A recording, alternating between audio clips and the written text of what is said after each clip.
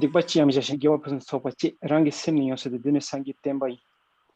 Commit not a single unwholesome action. Cultivate a wealth of virtue to tame the mind of ours. This is the teaching of Lord Buddha. It is with an immense pleasure and honor to welcome all the Sangha members and the people who are watching this live session from different parts of the world to celebrate this auspicious day. My name is Tibetan Tarjin, one of the senior students of Sera Translation Department and the moderator of today's session. The profound teaching of Lord Buddha and his message of compassion, peace, and goodwill have moved millions of people all around the world. So today is the day to celebrate, to remember, and to reflect on the gratitude of Lord Buddha.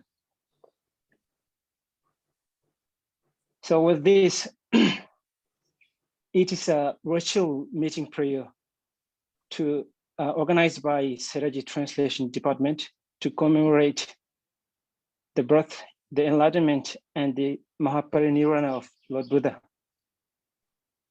And this session has divided into two parts, broadly divided into two parts. First, we have a group prayer session led by masters of Theravada and Mahayana Traditions for the speedy recovery of all those who are affected by this current pandemic and for the global peace. And it will be followed by speeches from respected bhikshus to share their wisdom on the significance of Vesak celebration and the dedication of the virtues to benefit all the sentient beings in general, and particularly those who were deceased because of the pandemic and COVID patient all around the world. So without further ado, I would like to request Venerable Lobsang Dorje, the Director of English Translation Department, to give a brief introduction of the purpose of today's session.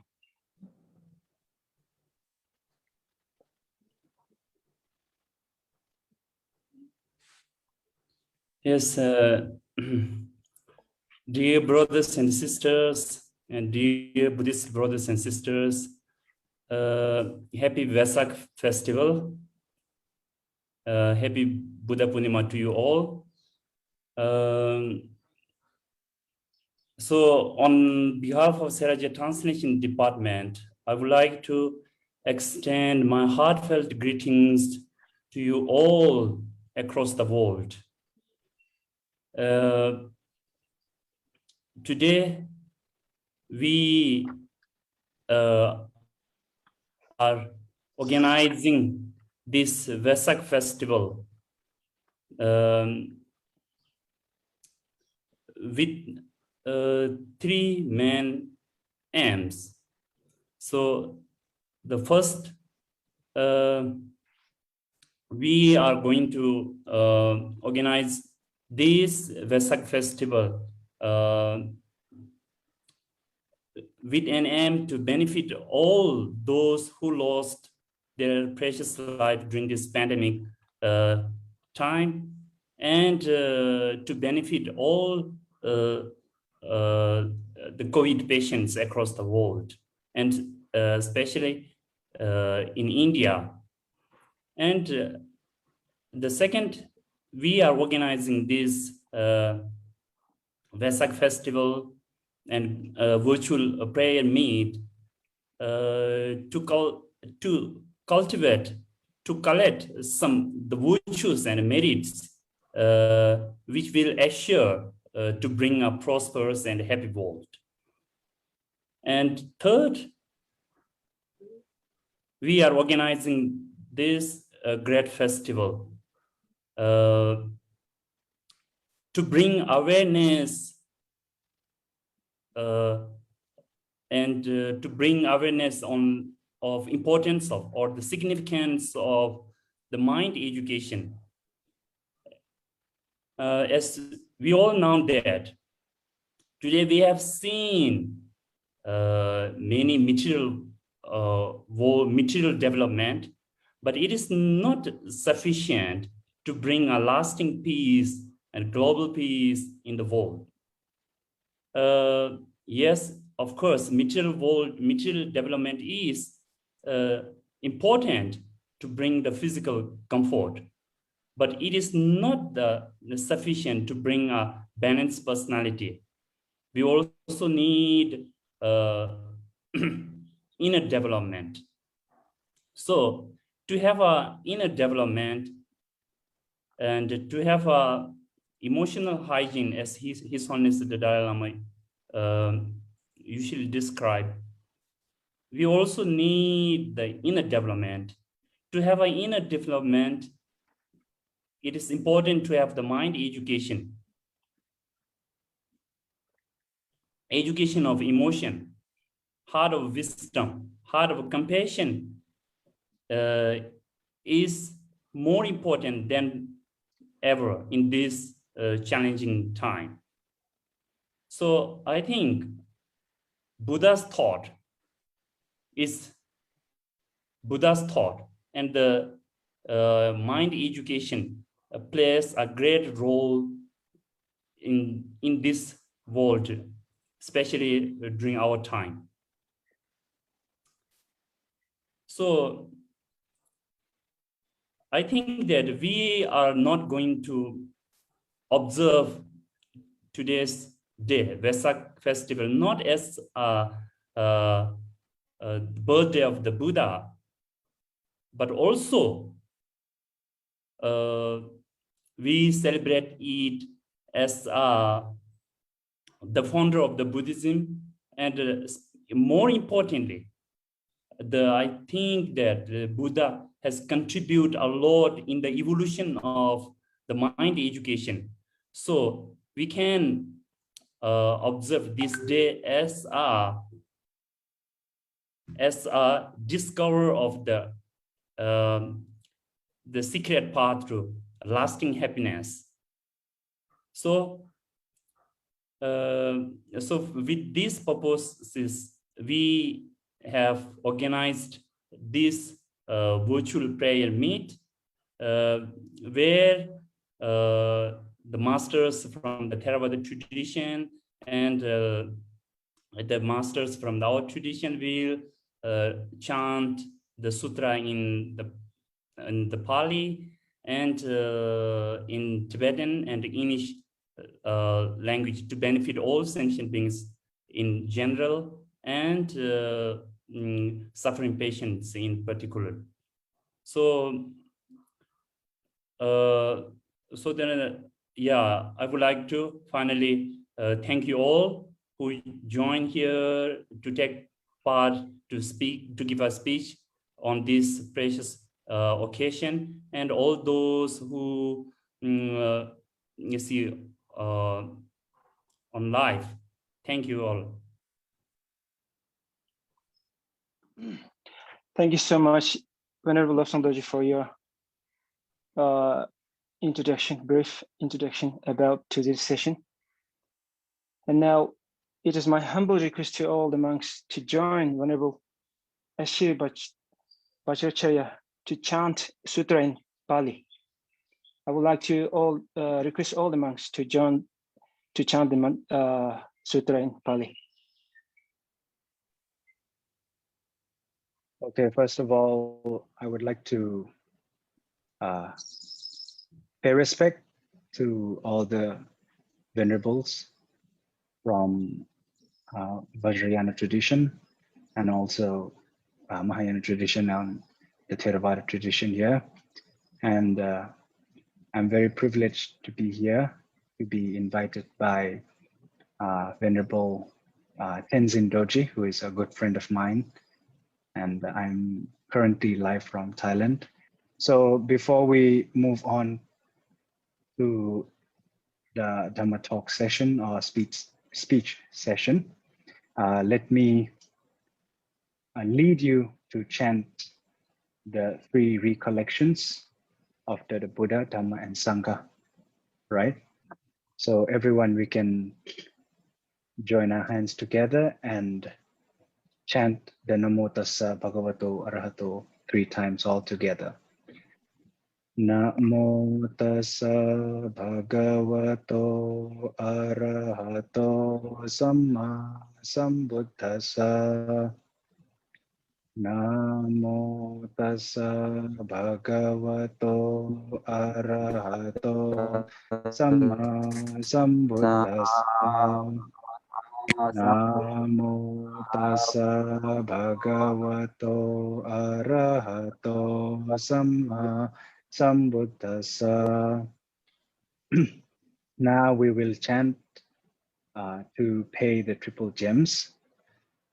Arahang Samma Sambuddho Bhagava Bodhang Bhagavantam Abhivade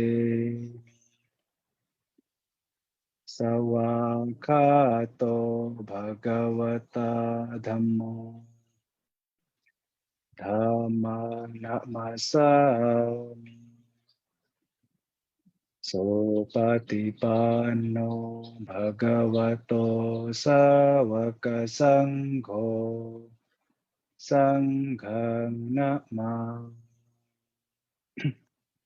So before we chant the 3 recollections of the Buddha, the Dhamma, and the Sangha, I would like to dedicate the merit and all the loving kindness gathered from this chanting, this event, to spread to all sentient beings in this world who is currently facing this pandemic, this devastating virus COVID-19. And I hope this chanting will help them to have a speedy recovery, as the purpose of this virtual chanting event of so. So now let us all chant the 3 recollections of the Buddha, the Dhamma, and Sangha all together. Iti piso bhagava arahang samma sambuddho vijajarana sampanno sugato lokavidu anotaro purisa dhamma sarati satta deva manusanang buddho bhagavati sawakato bhagavata dhammo sanditiko akaliko ehipasiko opanahiko pacatang vedita povinyohi Sopatipanno bhagavato sawaka sangho Ujo patipanno bhagavato sawaka sangho Yaya patipanno bhagavato sawaka sangho Sami Jipatipanno Bhagavato Savaka Sangho Yabdidang Chattari Purisa Yogani Atta Purisa Pugala Esa Bhagavato Savaka Sangho Ahunayo Pahunayo, Dakinayo, Anjali Karaniyo, Anotarang Punya Ketang Lokasati.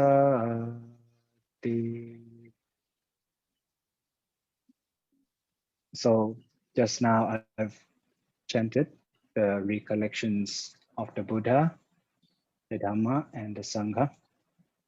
And according to today is the International Vesak Day, let's say, and in this day today we celebrate the day that we commemorate to the three Hello. things. Yes, Venerable. Could you please give a minute? We have two more. Sure.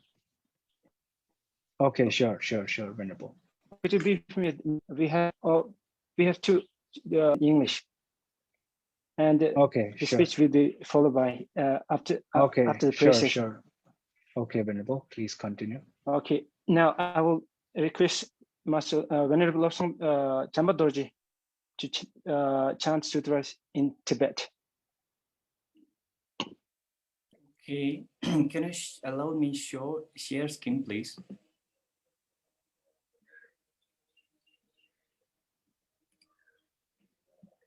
Can you enable share me screen sharing, please?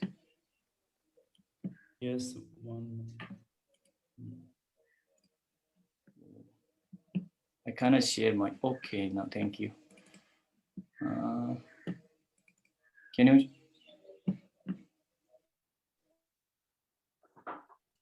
Can you see, please?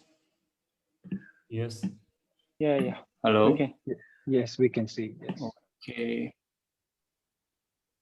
First of all, Namo Buddha to you all, and thank you so much being asked to commemorating the 2565th Vesak Day of 2023, the virtual, on behalf of Sera English Translation Department and myself.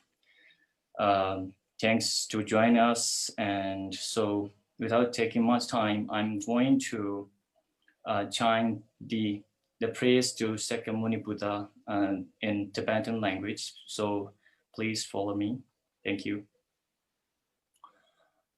Oi denpa jo den de je je ba ra jo ba yong do ba zu bi san je ri ba do jo zo de ba de wa je de je ba ji wan de ye ka lo je ba la na me ba la do me nam je den ba son je ju den de be jo wa cha cha to ba la shang zi lo je do jo zo je oi denpa jo den de je ba ra jo ba yong do ba zu bi san je ri ba ja zo de ba de wa je ba ji de je wan de ga lo je ba la na me ba la do me nam je den ba son je ju den de be ja wa cha cha to ba la chang zi je do ja zo je wo den ba ju den de je ba ra jo ba yong do ba zu bi san je ri ba ja zo de ba de wa je ba ji de je ba je wan de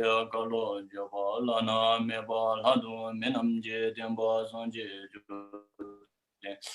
be jo sha cha to ba la shang ce lo je do jo zo je wo gang je gu nie zo je do de sa jian de la gu bo du bo nga nan je den de na jo je zo de je gue ba je la shang nan de gu wa ju do zu zo wa yi jie jia zo zi jie lang bo zhong zhao bo ji de so na la me wang gu bo chu ni ji la shang zi lo zi zhuo zhi ma zhi me da yi xiao zhen duan zhao wa ji la shang de zhao ji zhuo zi me se ma ji niang me chu ji ji la shang zi lo gun bo tu ji jin de bo tang ji jin bei dun bo虽能云的将做些地界接了上走了特别的就找我就给人做那种就都得到就把现在接了上走了这里这边老样的老板多了啥都新给东北云的跟的老样上走了就把成绩做了上走了就把接了上印度接了香子了，苏拉大多给小子，小小月把汤接了，印度跟着这年，绿的把叶弄个的，觉得特别香子了，的把金牙没交齐，给我不是做吧。Rangi sena yunzun duen dena saje tenpa ye kama rari mame to jama sepa chewa to melo lota cheta po deje jena teta suno deye taje zeba ye gombo toni sheje rata de gada nada chewe loche se bezole jowara jowara sho. Thank you. Thank you so much, Venerable Chamba Dorjila. Now I would like to request Venerable Levin to start your chant in English. I would like you to start your chant. Yeah, thank you. So I think Ozan Dorji is going to share. There we go. So I'm going to do brief opening prayers, and then the prayers to Shakyamuni Buddha is the same one that was just recited in Tibetan. We'll do in English, and then I think we'll skip the next prayer that was composed by His Holiness. Well, we have time, and then some closing prayers. So there are a few. In English, there aren't as many tunes. Not all of the prayers are translated with nice melodies, so we will do the best we can do. And we're beginning with prayers that are going for refuge, generating bodhicitta, generating the altruistic mind. Then we're offering praises to Shakyamuni, and then we're going to offer some requests to help pacify problems in the world. That is composed by His Holiness. And lastly, we'll do some dedication prayers.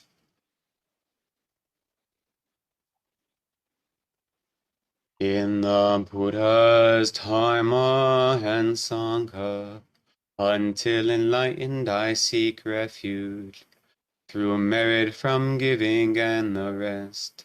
To it all may I become Buddha in the Buddha's Dharma and Sangha. Until enlightened I seek refuge, through merit from giving and the rest. To it all may I become Buddha in the Buddha's Dharma and Sangha. Until enlightened I seek refuge, through merit from giving and the rest. To it all may I become Buddha. May all sentient beings have happiness and its causes. May all sentient beings be free from suffering and its causes. May all sentient beings never be parted from sorrowless bliss. May all sentient beings abide in equanimity, free from bias, attachment, and hatred. May all sentient beings have happiness and its causes. May all sentient beings be free from suffering and its causes. May all sentient beings never be parted from sorrowless bliss. May all sentient beings abide in equanimity, free from bias, attachment, and hatred. May all sentient beings have happiness and its causes. May all sentient beings be free from suffering and its causes. May all sentient beings never be parted from sorrowless bliss. May all sentient beings abide in equanimity, free from bias, attachment, and hatred.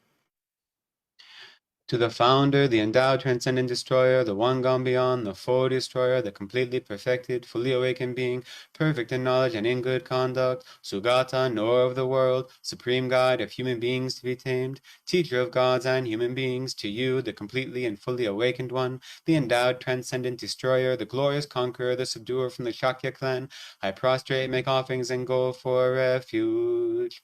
To the founder, the endowed, transcendent destroyer, the one gone beyond, the full destroyer, the completely perfected, fully awakened being, perfect in knowledge and in good conduct, Sugata, knower of the world, supreme guide of human beings to be tamed, teacher of gods and human beings, to you, the completely and fully awakened one, the endowed, transcendent destroyer, the glorious conqueror, the subduer from the Shakya clan, I prostrate, make offerings, and go for refuge. To the founder, the endowed, transcendent destroyer, the one gone beyond, the full destroyer, the completely perfected, fully awakened being, perfect in knowledge and in good conduct, Sugata, knower of the world, supreme guide of human beings to be tamed, teacher of gods and human beings. To you, the completely and fully awakened one, the endowed, transcendent destroyer, the glorious conqueror, the subduer from the Shakya clan, I prostrate, make offerings, and go for refuge. When, O supreme amongst humans, you were born on this earth, you paced out 7 strides. Then you said, I am supreme in this world. To you who are wise then, I prostrate. With pure bodies, form supremely pure, wisdom ocean like a golden mountain, fame that blazes in the 3 worlds, winner of the best, Lord, to you I prostrate. With the supreme signs, face like a spotless moon, color like gold, to you I prostrate. Dust free like you, the 3 worlds are not, incomparably wise one, to you I prostrate. The Savior having great compassion, the Founder having all understanding, the field of merit with qualities like a vast ocean, to you, the Tathagata, I prostrate.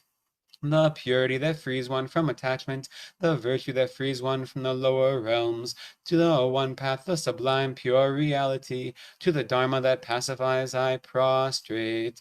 Those who are liberated and also show the path to liberation, the holy field qualified with realizations, who are devoted to the moral precepts, to you, the Sangha, I prostrate. Do not commit any non-virtuous actions, perform only perfect virtuous actions, subdue your mind thoroughly. This is the teaching of the Buddha.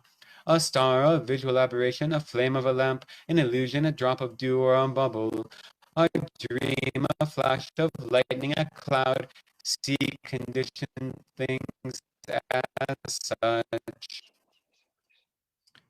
Through these merits may sentient beings attain the rank of all-seeing, subdue the foe of fault, and be delivered from samsara's ocean, perturbed by the waves of aging, sickness, and death. I bow down to you, the liberator, lion of the Shakyas, who perfected ultimate qualities of omniscience and compassion, who has been praised as the white lotus, the protector of all beings, who dispels all sufferings through the teachings of dependent arising, as you prophesied and foretold through your glorious speech that your teachings would spread in a northerly direction. The entirety of the teachings of the conqueror spread throughout the land of snows, becoming an ornament and sign of good fortune for the world. However, due to the force of unwholesome deeds, today the teachings of the conqueror have declined. O greatly compassionate one, the time has come to bestow protection with compassion. The environment and beings spent and drained through unending suffering are on the brink of extinction. Thus, the entire human and celestial population of the land of snows is drawn together out of intense faith, solidarity, and altruism to offer this ornamental crown protrusion of refined gold, this supreme alms bowl of a sage, and these fine saffron robes. Whatever extensive collection of merit and wisdom results from these offerings, as well as all heaps of virtue of the 3 times, I dedicate to the conqueror's teachings, the source of all peace and happiness for all beings, including the celestials, so the teachings will not decline but abide for a very long time. For all sentient beings within the expanse of space, and in particular all beings of this continent called Jambudvipa, may loving and compassionate thoughts and deeds prosper, and violent conflicts cease forever, having dispelled all inner and outer obstacles and downfalls, such as poverty, despair, oppression, cruelty, epidemics, and natural disasters due to environmental degradation. May all beings forever enjoy the glory of peace and happiness, inseparable from the precious radiance of appreciating others' good qualities, recognizing mutually close ties and friendship, and maintaining an unbiased attitude toward all who follow Buddhist and non-Buddhist traditions. May I voluntarily enact deeds solely for the benefit of all sentient beings, especially in the refreshingly cool land. May the degenerated teachings of the conqueror be restored and prosper without decline, and with the renewed peace and joy of spiritual and temporal freedom, may the immediate and long-term aspirations of the Tibetan people be quickly fulfilled. May all those individuals whose service has contributed to keeping the banner of spiritual and temporal deeds aloft in the land of snows continue to shoulder their responsibility with a dedicated spirit and informed mind. May they be looked after in life life after life by the holder of the lotus. In the realm of the Dharma, may the heaps of irreligious deeds be dispelled by the truth, and all positive temporal and spiritual activities which are altruistically motivated be quickly fulfilled in accord with the Dharma. By the truth of the Dharma, may everything sacrilegious come to an end. Just as the brave Manjushri and Samanta Bhadra to realize things as they are, also I dedicate all these merits in the best way, that I may follow their perfect example. I dedicate all these roots of virtue, with the dedication praised as the best, by all the Buddhas who appeared in the 3 times, so that I might perform the noble Bodhisattva's deeds, as long as space remains, as long as sentient beings remain, until then may I too remain to dispel the miseries of the world. In that snow mountain encircled land, source of every benefit and joy, may Lord Tenzin remain in life till samsara ends. Through this I swiftly, having gained Guru Buddha's state, place each and every sentient being without exception in that state. Precious Supreme Bodhi mind, may it where unborn arise, and where born never decline, but increase forevermore. Thank you. Thank you. Thank you so much, Venerable Agdila. Now, it is my great pleasure to introduce our first speaker of the session, Venerable Ashir Bhattacharya. He's from Bhutan, Nepal, and has been living and studying in Thailand since 2007 from the age of 13. And he came to Thailand and was ordained as a Buddhist Samanera at Muni Vihara Temple. And he has been engaged with different kinds of activities, both Buddhist and voluntary activities like giving live Dhamma talk on Facebook, school functions, international matters, and volunteers at Indonesia Day of Vesak celebration. And we are pleased to have Venerable Ashir Bhattacharya to give a talk to share your wisdom with us on the topic of significance and ways of Vesak celebration in Theravada tradition.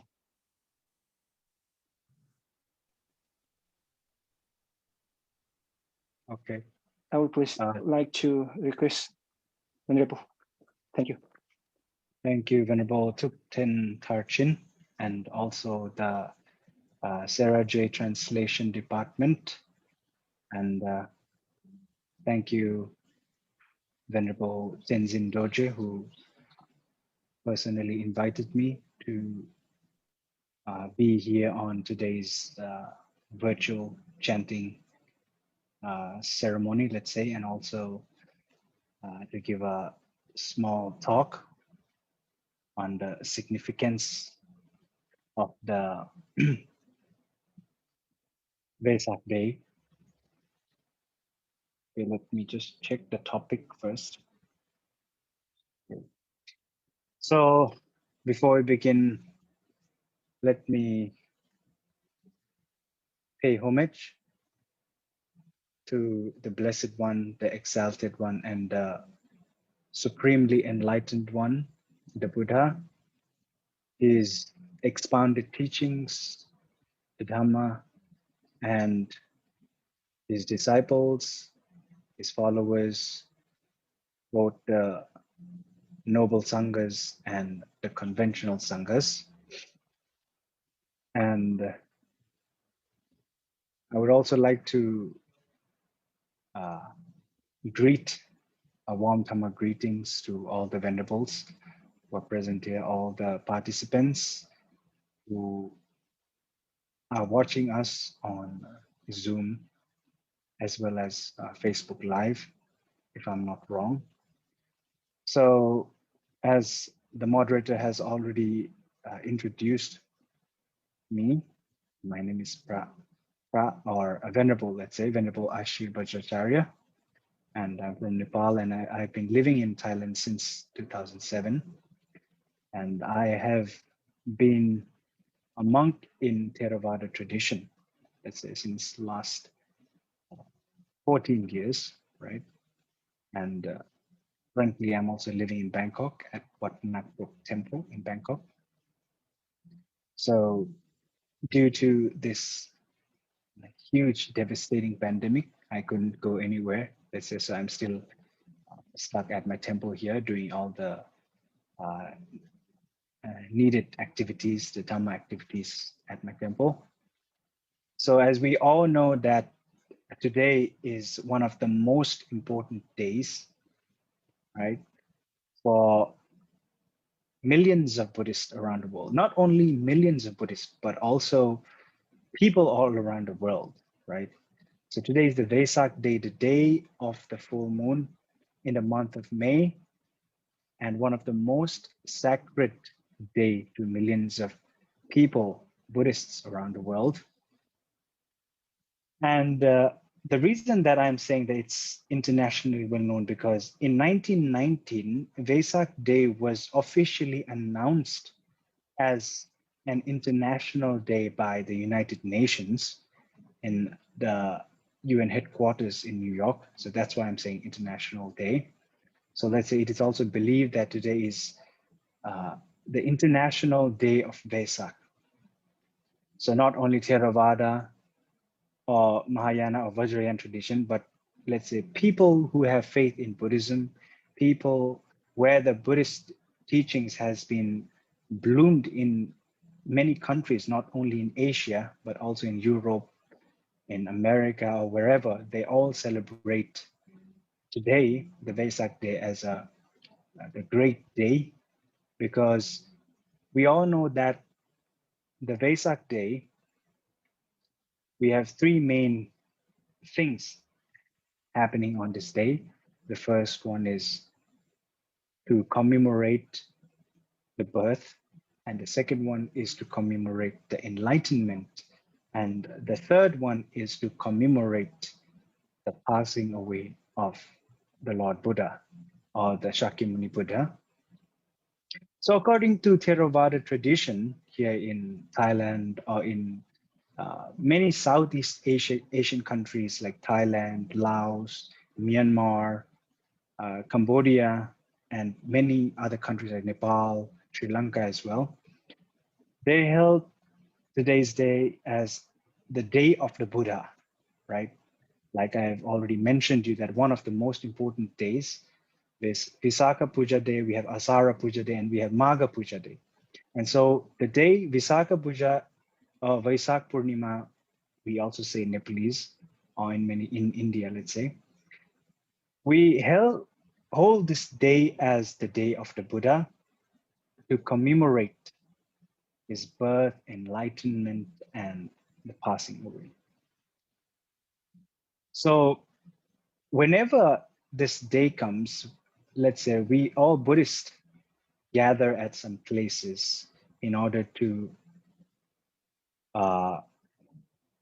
recollect, or let's say to go through his teachings, right? But due to this year's and last year's pandemic, we couldn't do such large events or activities. So at my temple here, same too, we just had, due to today's the full moon, the Buddha Purnima day, we had the Patimokkha chanting for monks, right? We have to go and listen to Patimokkha chanting. And after that, we just finished the evening chanting. Then we have some kinds of a Dhamma talk, let's say, in order to commemorate the Vesak day. by our abbot of this temple.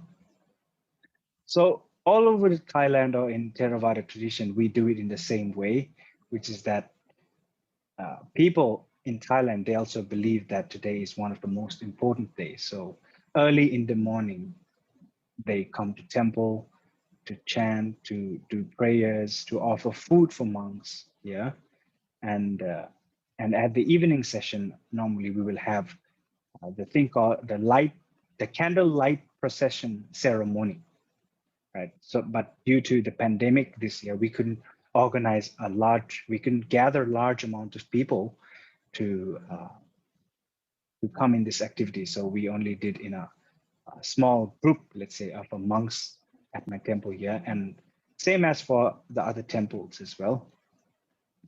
So the thing I want to share you for today's Vesak Day is that as a Buddhist monk, or people who are watching live now, is that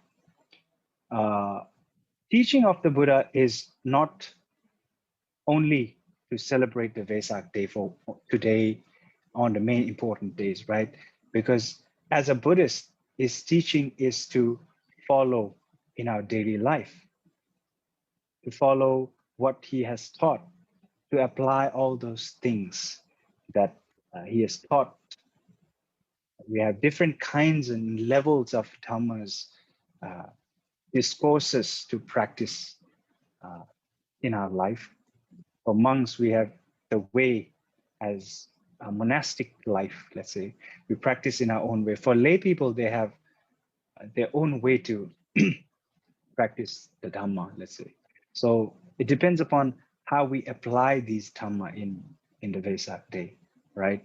Not only coming and gathering and, let's say, we're commemorating to remember the day of the Buddha for one day and not applying his Dhamma teachings in our daily life in our other day, right? So I just want to say that to people who are watching, that Buddhist teaching can be practiced by ourselves by doing simple things in our life. We don't have to do, let's say, great things to become great people in this world, right? We can start our day by doing good things, sharing good things, and let's say to eradicate the main things that the Buddha has taught us is about eradicating the lobha, dosa, and moha, right? The three poisons, let's say. In order to eradicate this thing, we have to live our life according to the path of the Buddha. And there are many ways you can do, but we always have to choose the middle way, right? Which one is the suitable way for you in order to take that path and reach to certain places, certain stages in order to up-level yourself, right? To level up yourself, let's say. So this is the message that I want to give to all the people who are watching, right? So I think I will be ending my short talk here and moving up to the another speaker. So thank you very much, most venerables from Sera J Translation Department, especially Venerable Tenzin Dorji from Chulalongkorn Rajavidyalaya University, Thailand, who personally invited me to come here. So as soon as I finished listening the Patimokkha chanting, I came here, right? So that I couldn't be here as an honorable guest for today's program. And thank you all the venerables who has put effort into this such a wonderful event for tonight. Thank you very much. Thank you so much, Venerable Ashir Bhattacharya, for your profound words, and for your profound words, especially on the significance of Vesak Day and why we are celebrating this. Not just we, but millions of people all across the world considering this day as an auspicious day.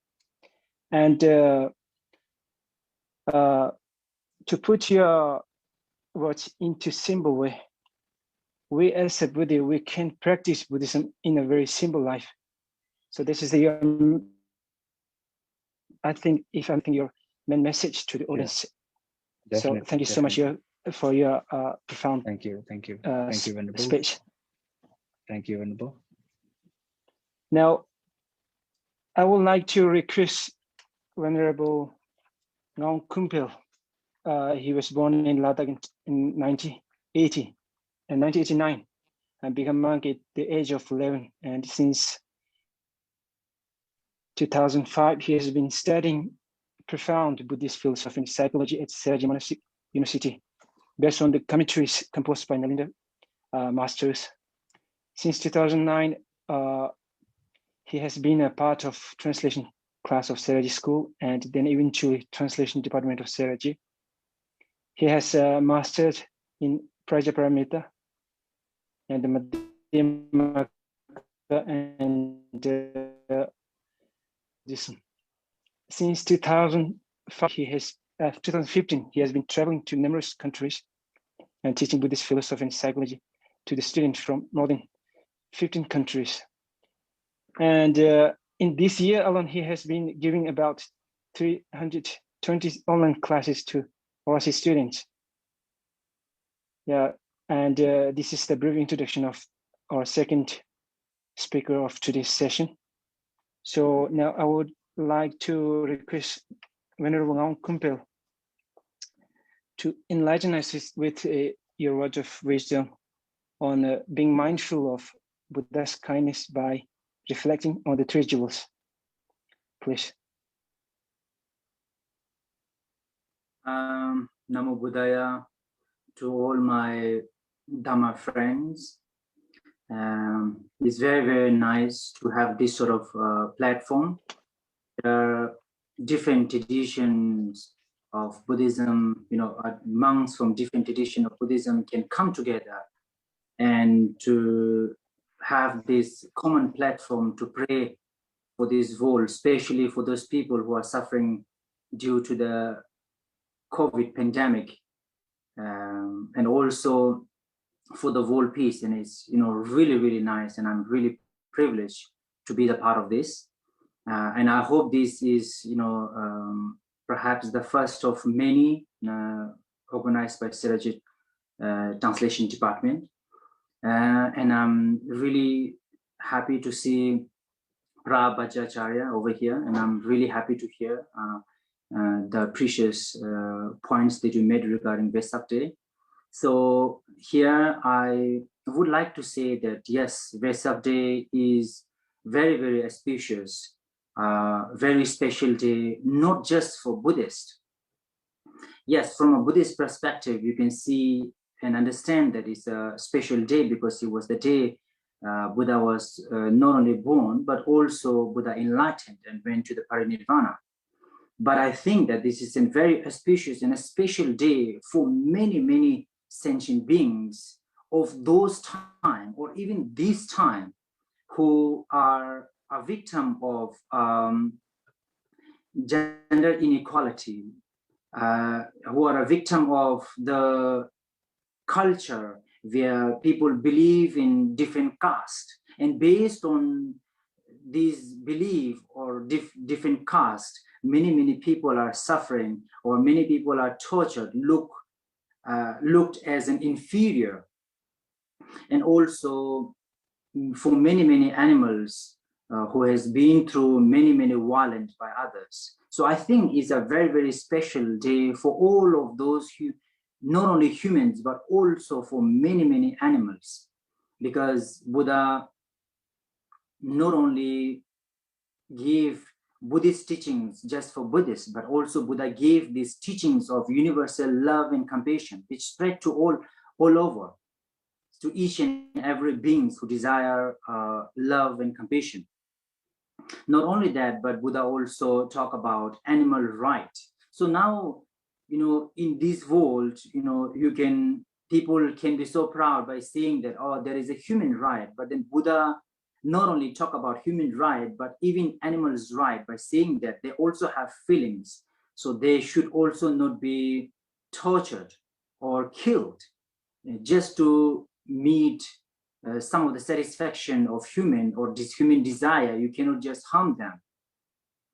So even for the animals, I think it's a wonderful, wonderful and auspicious day.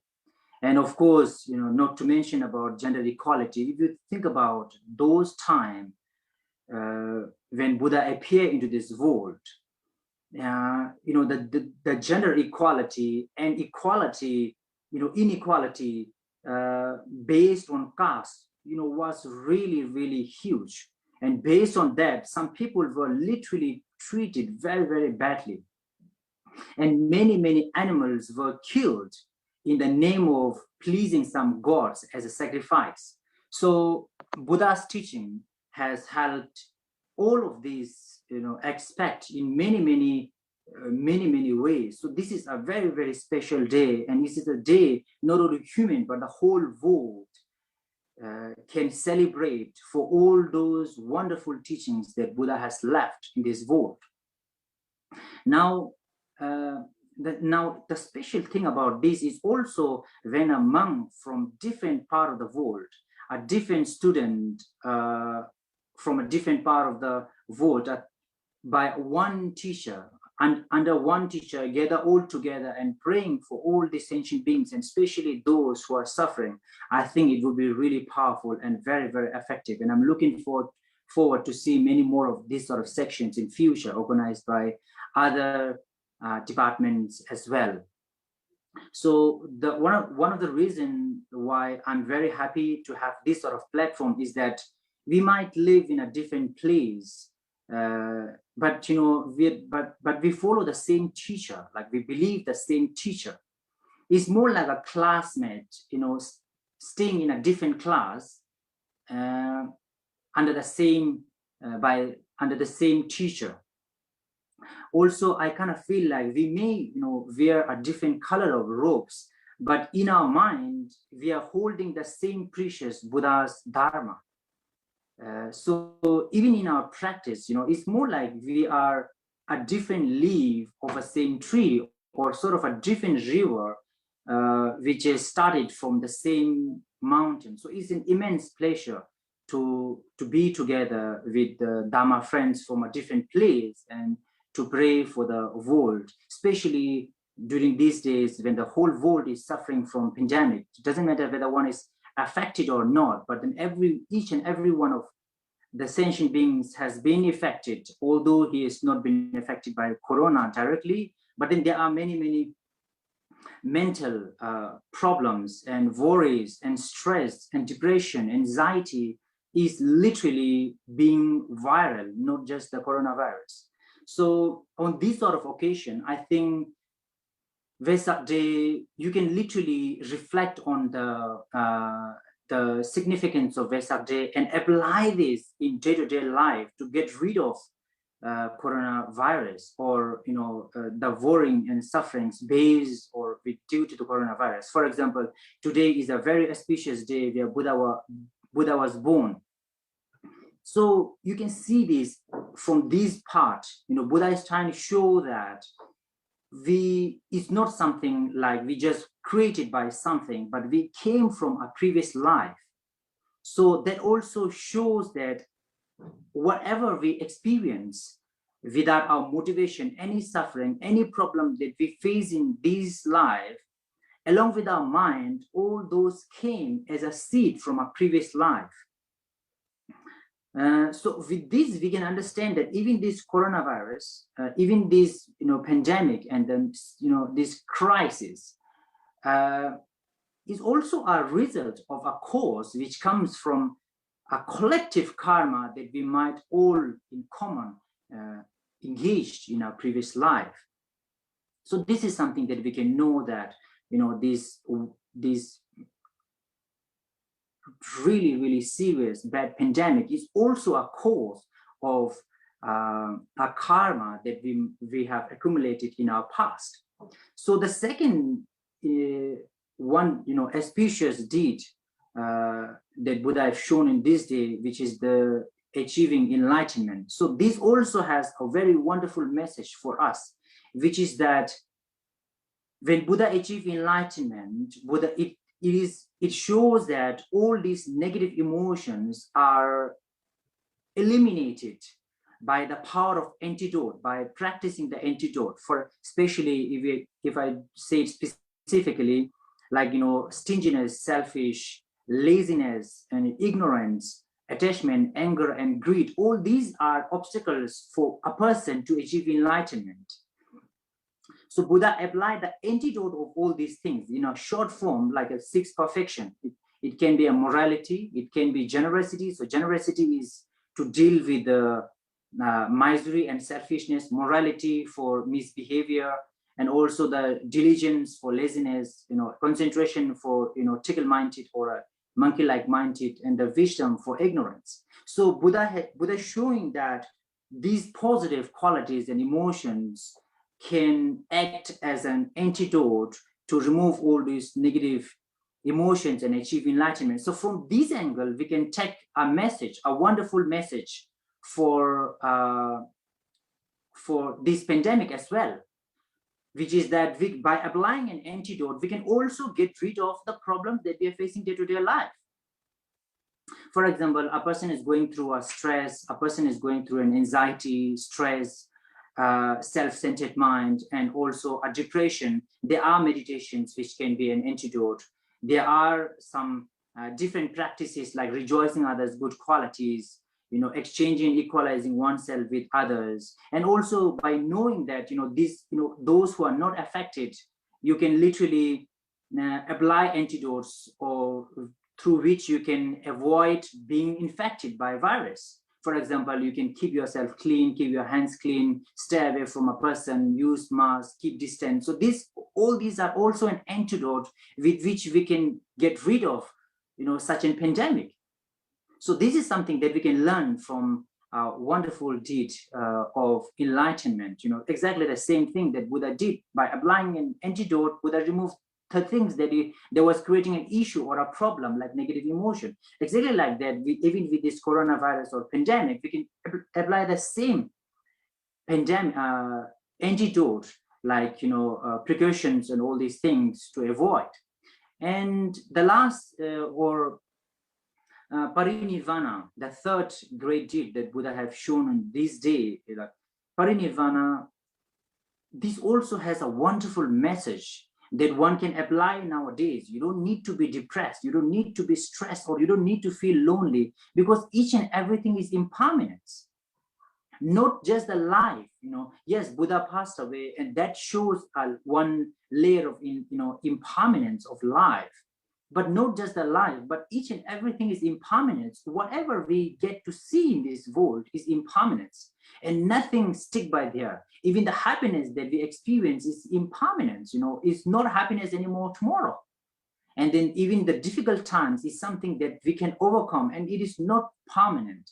So if we are being careful, you know, if we are, instead of going out there outside and get infected, it is very much logical to stay indoor for a while until things get normal out there, so that you can go out there.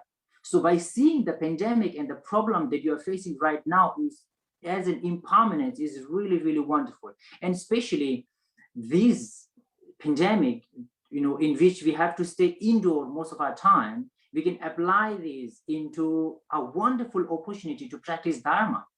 Many of the beings in this world might be really busy in many activities that they have to do as a responsibility. Now, what can be a better time? Many of the Martians who has been working in the shops and in the offices from the last, you know, 20-30 years, I've met with some people who say, like, in my whole life, after I start a job around 20, this is the first time I'm having the biggest vacation. So not just a relax and a vacation, but I think it's a wonderful opportunity which we can apply to practice those wonderful teachings of Buddha, like love, compassion, understanding others' problem, and, you know, exchanging and by equalizing oneself with others, you know, and then patience, wisdom. There are many kinds of mindfulness meditation. So this is a wonderful time to practice all of those. So with this note, with a thank to the English department of Sera, for organizing this wonderful gathering. I truly, truly appreciate, and I'm very happy to see all of you, and my best regards and my prayers that all who are affected or who are infected by virus, may they recover quite very, very quickly, and may this world see a new light or a new sun quite soon. And also may the peace prevail into this world with the teachings of Buddha. Thank you. Thank you so much, Venerable Nong Kumbila, for your profound talk. And to summarize your profound, I will try, but and maybe I will miss some important parts. But to put your speech into in a short one. First, we are celebrating this Vesak Day to remember the gratitude of Lord Buddha.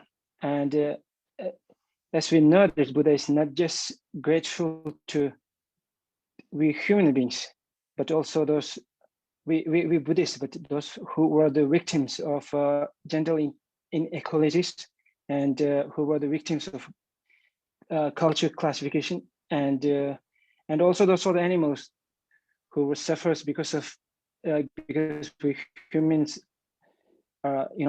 killed so many animals for our satisfaction. And secondly, you have talked about how Buddha got enlightened by applying antidotes to the negative emotions. And the most importantly, all the three great deeds of Lord Buddha gave us a profound message, especially the last one, the mahaparnirvana, which gives us a message that nothing is permanent and everything is subject to change. So we have nothing to worry about. So with this, I would like to thank Venerable Nong Kumbila for your great and profound talk. And now I would like to request Jaltin Lagdin, Venerable Jaltin Lagdin, to share us your wisdom on the significance of Vesak celebration in Mahayana tradition.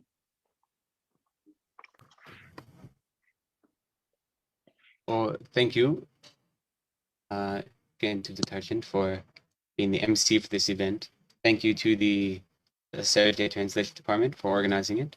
And especially thank you to Venerable Ashir Bhattacharya and to Venerable Nong Kumbila for your talks. They're very wonderful and very helpful. I'm going to do my best not to repeat what a lot of has been said already, because the Mahayana and Theravada practice of Vesak Day has a lot of common practice. So what I'll do briefly is give a little brief discussion about the types of practice that we do on Vesak Day as Mahayana practitioners, and then just a little bit about the deeper meaning for us. Firstly, as someone who studies and teaches Dharma in English, we often ask, well, what does Vesak mean? How can we translate this word into English? In Tibetan, we call it Saka Dawa or Saka Dawa Dijin. But this is just a direct translation of the Sanskrit word, right? So Vesak comes from the Pali word Vesaka, and that comes from the Sanskrit word Vaishaka, or Vaishaka, actually. And Vaishaka is the name of the group of stars that is most prominent in front of the moon on this month, on today of this month. So according to the Tibetan lunar calendar, it's the 4th month. According to the ancient Veda and Sanskrit lunar calendar, I don't think it was the 4th month, but so the constellation or group of stars that are most prominent during this month are Vaishaka. And so that's where the name comes from. And so Saka Dawa is a very simple translation of that, or Saka Dawa Duchen. So Saka Dawa just means the 4th month. Saka Dawa Duchen is the festival of the 4th month. So there's no easy translation in English. We often call it Buddha Day, or we just call it Vesak, even those of us who practice in the Mahayana tradition, because it's a kind of easy name, or Saka Dawa, we call it. And in general, it's not super important, but it's interesting to think of why the Buddha chose this month to take birth, and to give the display of achieving enlightenment and the display of passing into parinirvana. Because of course, we don't necessarily believe the Veda spiritual beliefs they associate with Vedic astrology, but at the time the Buddha emerged in the world, the community he was part of very much believed in the Vedic astrology. So it's just interesting to know that this month is represented as a symbol by a victory arch. It's represented by a representation of entering into something after gaining a victory. So we think of the Buddha coming to this world, the Buddha defeating all defilements and showing the aspect of becoming enlightened, and the Buddha passing into parinirvana. It's like he's coming into a victory. That's why we call him the victorious one or the conqueror. So during this month is represented in the Vedic astrology by a victory arch, And additionally, this month, the most prominent planet during this month is Jupiter, which in the Vedic tradition is called Brihaspati. And Brihaspati was a sage who they believe came out of the celestial primordial light when all of existence was created. And he used that light to dispel all of the darkness. And he's considered the guru of all of the gods. So this month is a month devoted to the gurus also, because Jupiter is the most powerful planet in this month. And so the Buddha chose this month and this very special full moon day to take birth, to engage in the aspect of becoming enlightened and to achieve parinirvana, in part because it was showing a victor who's entering into victory and is showing what it means to be a guru or a leader or a teacher. So I think that is just an interesting idea to think about, So the way we celebrate Vesak is very similar to the way Theravada traditions do. It's such a holy, important day. There are 4 religious holidays in the Tibetan calendar, at least.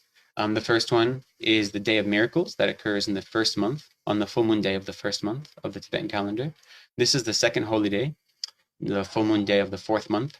Then there's a holy day called the Wheel Turning Day, or Chukur that is in the 6th month, celebrating the Buddha's first teaching of the Dharma after he achieved enlightenment. And lastly, there is Hlabab Duchen, or the day celebrating the descent of the Buddha from the heavenly realm of the 33, where he had gone to teach Dharma to his mother. And that's in the 9th Tibetan month. And all 4 of these holy days are considered what we call merit multiplying days. So they're days where all the good activities you do are multiplied. So every positive action you do is more powerful today than on other days.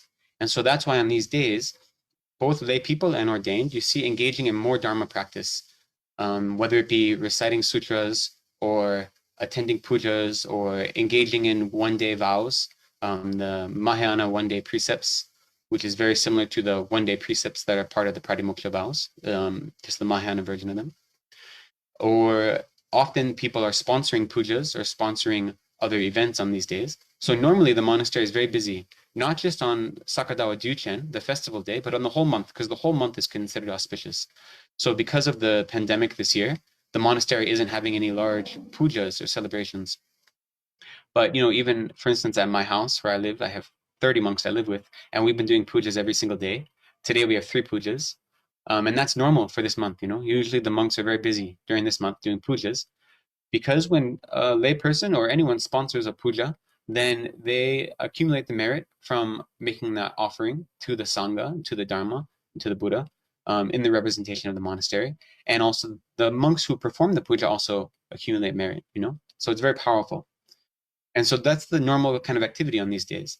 Sometimes people take the whole month to do practice, maybe engage in a long retreat or engage in a pilgrimage when you're able to do so. So the whole month is filled with extra effort in Dharma practice because it's considered this day of multiplying merit. And, a lot of Westerners think this idea of multiplying merit is a little, it's a little silly. It's hard to believe in. And that's okay. I think what's important to realize is, I think most of us know, if you've engaged in any sort of practice by yourself, and then also engaged in the same practice in a group, there's more power coming when you practice as a group, just by being with other people who are devoted to working on their mind and to eradicating the suffering of all sentient beings, being together creates a more powerful practice. And so even if you don't believe this idea that all of our merits are multiplied by 100 million or something like this, we can say that, well, we know that today and the other religious holidays, millions of people all around the world are devoting themselves to Dharma practice even more strongly than usual. And because of this, it's like the whole world is engaging in Dharma practice together. And so as a group, we are creating a more powerful practice. So that's another way to think of why these days are so powerful, and these days multiply the merit that we accumulate by doing any virtuous action. So that's the general type of activities we do to celebrate Vesak, and which are not that different than the Hinayana tradition as well, or the Theravada tradition as well, excuse me. And so just very quickly, some of the uncommon Mahayana interpretation of these three deeds is worth discussing, because we say that the Shakyamuni Buddha was a supreme emanation body, right? And so all supreme emanation bodies, these types of Buddhas who exist in the world, exhibit 12 great deeds. They exhibit the great deed of descending from Tushita heaven, of entering into the womb of their mother, and of taking birth. And then they exhibit the great deeds of displaying worldly skills or power, such as different sports. And they display the deed of enjoying a harem of wives. And then they have the deed of renouncing worldly pleasure and becoming a monastic. They have the deed of engaging in ascetic practices, very extreme, kind of austere practices. And then the deed of sitting beneath a Bodhi tree, the deed of defeating all the forces of Mara, all of the negative psycho-emotional forces that are trying to keep us trapped in suffering, in samsara. They display the deed of becoming enlightened, then the deed of turning the wheel of Dharma, or teaching the Dharma to other beings, and finally the deed of passing into parinirvana. So of these 12 deeds of all supreme emanation beings, this day is celebrating 3 of those and taking remembrance of them. And so we think the kind of uncommon positions of the Mahayana is that when the Buddha achieved enlightenment, or he showed the aspect of it, the Mahayana tradition says that the Buddha actually was a Buddha before he was born on this world, and that all of his actions are a display. Because if he just came to earth, or to Jambudvipa, as we say, displaying himself as a Buddha, then we would feel this was an impossible goal, that we could never reach it. So by displaying these 12 deeds of being born as a human and engaging in struggles and trying all worldly delight and then trying extreme austerity and seeing that none of them are beneficial, he's paralleling a life of a normal human being. He's showing us that we as average human beings can travel on the same path and can become Buddhas in this life. But so when the Buddha gave the appearance of attaining enlightenment, we say that was already a nirvana, that was the non-abiding nirvana, which the Mahayana tradition says is a nirvana that exists not just with the body of the Buddha, but it is a nirvana that is unchanging and is perfectly pure in all ways. So the Buddha already achieved perfect nirvana when he became enlightened, we say. So then why did he show the aspect of passing into parinirvana? That's the question, And so in our tradition, we don't like to say that the Buddha passed away, but rather parinirvana is something like complete nirvana or thorough nirvana. And the reason that the Buddha gave this display is because we say he was showing us that the Buddha is not in the body of a Buddha, So we also say that this is him showing the display of the Dharmakaya, the truth body. So he was no longer a supreme emanation body. He gave up that body in order to give a display of the truth body. And the truth body of the Buddha, we say, is it exists out of space and time. The truth body is the natural way of all things to exist as the essence of a purely enlightened mind. So the truth body is omnipresent. So when the Buddha showed this display of passing into nirvana, he didn't abandon his students. He didn't abandon the world. What he did was he showed us that the Dharmakaya, the truth body, exists without there being Shakyamuni Buddha's body. It exists in all of us. And so there's different ways that this is described. There's different language, but we often say that all of us have the Dharmakaya as part of our constituent awareness, So we all have the capacity to become Buddhas. We all have the Tathagata, the seed of enlightenment, or the Buddha embryo or something like this. We all have this. Every sentient being that exists has the capacity to become a Buddha in this, maybe not in this life, but they definitely will become one, maybe countless eons in the future, but every single sentient being has the exact same capacity to become a fully awakened Buddha. And this is because the Dharmakaya, this is the kind of the uncaused, unchanging, unending basis upon which all Buddhas emerge and all Buddhas dissolve. Okay, it exists within us, it exists outside of us. It exists throughout all space and time. It exists whether there's a physical Buddha present or not.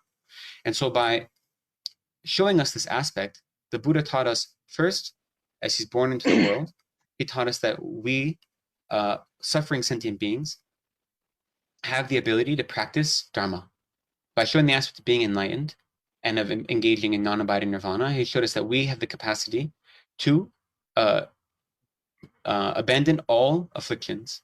And then by showing the entrance into the Dharmakaya, or the act of engaging in parinirvana, he showed us that with or without the body of a Buddha present, the physical body, the existence of a Buddha is omnipresent.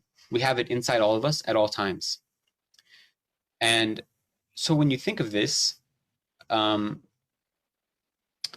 we think of this, we ask, well, how do we celebrate that then? If today is a day for celebrating the Buddha, and we celebrate his birth and his enlightenment and his parinirvana, so how do we celebrate the Dharmakaya? How do we celebrate the essence of the enlightened mind? And the easiest way to understand it is if we say that every single being not only has the capacity to be a Buddha, but will eventually in the future become a Buddha. Every being will become a Buddha, whether it is in this life or in countless eons in the future. And so we can celebrate the Dharmakaya, the truth body of the Buddha, by recognizing that truth body in other beings. Excuse me. So when we see other beings, can you yeah, can you please conclude the topic within a minute? I just karmachik. Okay. Karmachik. So we celebrate the Dharmakaya by thank you. Seeing the Dharmakaya in other sentient beings, and we see every other being as a potential Buddha, because that's what every being is. And so when we engage in the world around us, whether it be with people that are our family or friends, or people that are strangers, or people that maybe have hostilities with us, we can still see them for what they really are, which is they are future Buddhas. They have the potential to be a Buddha. And so it's with love and compassion and admiration for their own Dharmakaya that we engage with them. And that helps us abandon anger and so forth, but it also just lets us treat other beings with the love and compassion and dedication that we would have for a Buddha. And so I'll stop there just because we're out of time. But so especially in the Mahayana tradition is we're recognizing the Buddha's entrance into the Dharmakaya, the truth body, the unchanging, unborn, unending body from which all Buddhas emerge and all Buddhas dissolve. And we recognize that within ourselves and within all our beings. And we celebrate that. Thank you. Thank you so much. Thank you so much for talking on how, according to Mahayana traditions, observe the festival of Saka Dawa. And secondly, the significance of truly sorry that I have missed the introductory part of our third speaker, who is Venerable Lagdinla, who joined Sera Monastery more than a decade ago, and after completing his Masters of Divinity at Harvard University. He is a registered teacher with the Foundation for the Preservation of Mahayana Tradition and has given Dharma talk throughout the America and India. Sorry that I have missed this part. So with that, I'm going to conclude today's session. And before that, I would like to thank all the three venerable speakers for your profound talk. And of course, all the monks who took part in this session. And of course, all the people who are watching. this session from different part of the world. And by the merit of we have accumulated, may all the obscurations and distorted fall apart away. May all beings being liberated from suffering and the storming waves of birth, sickness, and old age and death. And by this merit, may all the sentient beings achieve Buddhahood. Thank you so much. And Tuden Tajin. Thank you all. Thank you. Tuden Tajin, yes. Sorry. Venerable, and yeah. Could you request to the Bendeji Vajracharya to conclude the event with a prayer in Pali? Oh, sure. So I would like to request Venerable Ashir Vajracharya to conclude the session with prayer. Okay, thank you very much. All the venerables who has delivered their thoughtful speech regarding to today's special event on the Vesak Purnima, or the International Day of Vesak. So before we end today's event, so I'm very privileged to be here, invited by Venerable Tenzin Dorji. So before we all end this this chat room, this Zoom, I would request everyone to pay homage to the Buddha and remember, commemorate the Buddha by chanting the Namo Tassa and paying respect to the triple gems. Namo Tassa Bhagavato Arahato Samma Sambuddhassa. Namo Tassa Bhagavato Arahato Samma Sambuddhassa. Namo Tassa Bhagavato Arahato Samma Sambuddhassa. Arahang Samma Sambuddho Bhagava. Buddhang Bhagavantang Abhivademi. Savakhato Bhagavata Dhammo. Dhammang Namasami. Sopatipanno Bhagavato Savaka Sangho. Sanghang Namah. So thank you, all the venerables, to allow me to lead the concluding chanting. Thank you, Sera J Translation Department, and Venerable Thupten Tachin, the moderator, and also all the venerables, Venerable Nawang Kumpel, and also Venerable Galton Lekton. Thank you very much to be here, and I would like to end today's event here. Thank you very much. Thank you. Thank you. Thank you. Thank you. Thank you. Good day. Have a good day.